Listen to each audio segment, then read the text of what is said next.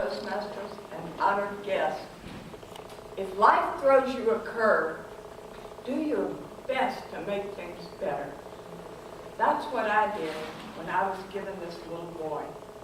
I never expected what Jay would be like. I knew my boss was bringing me his son and that he was Down syndrome, 11 years old, for me to babysit for the weekend.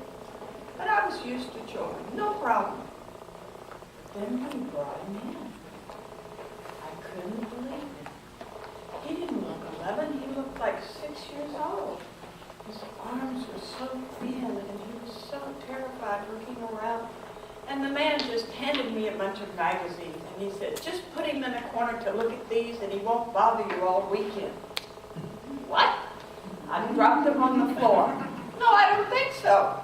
In my house, he's going to play. I said, oh, play.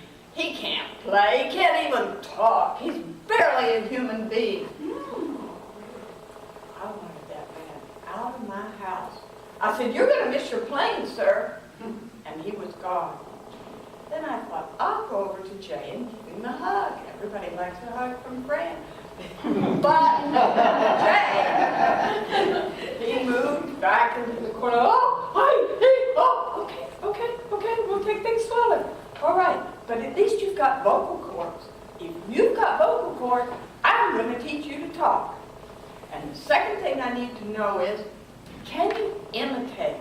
Because that's part of talking. So I put on a record, and I was going to do some gestures, see if you could follow them. I got a nickel shiny and bright. He did it all. Well, if you can imitate, and you can make noise, you're going to learn to talk. Then I thought, maybe it's too late. I never heard of a child learning to talk when they're 11 years old. But you're going to learn. And just then my children came in, ages 13, also 11, and 6. And they said, Mommy, you said he was going to be 11. I said, he is, but he's been so neglected. And he can't talk. And they said, well, we'll teach him. So my son ran and got a ball and held it above his head.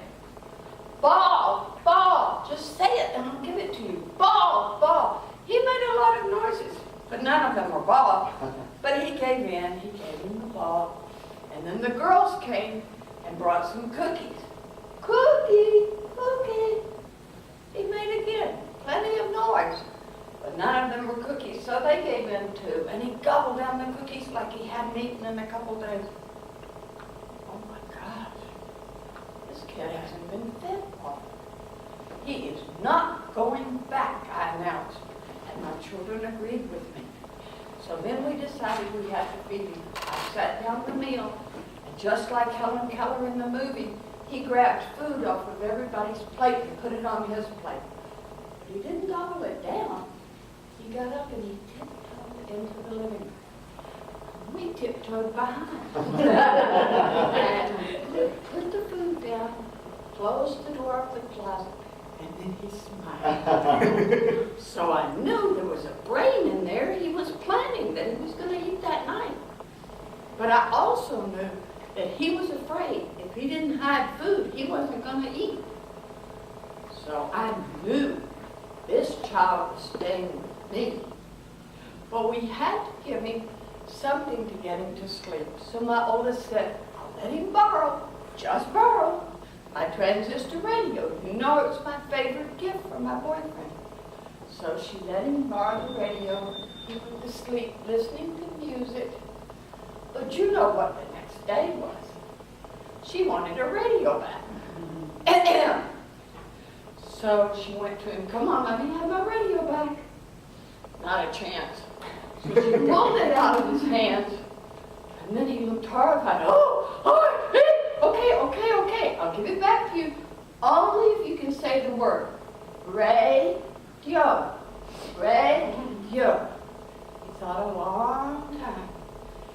And he stood up on his toes. Radio! And we applauded. That was his first word. And after that, he got words and words and words like popcorn. He just couldn't stop talking. And we did did keep him. And he went on to learn so many words, and when he was older, he got a job as a janitor in a school. So I say, if life throws you a curve, do something to make life better. And that's the miracle of Jay.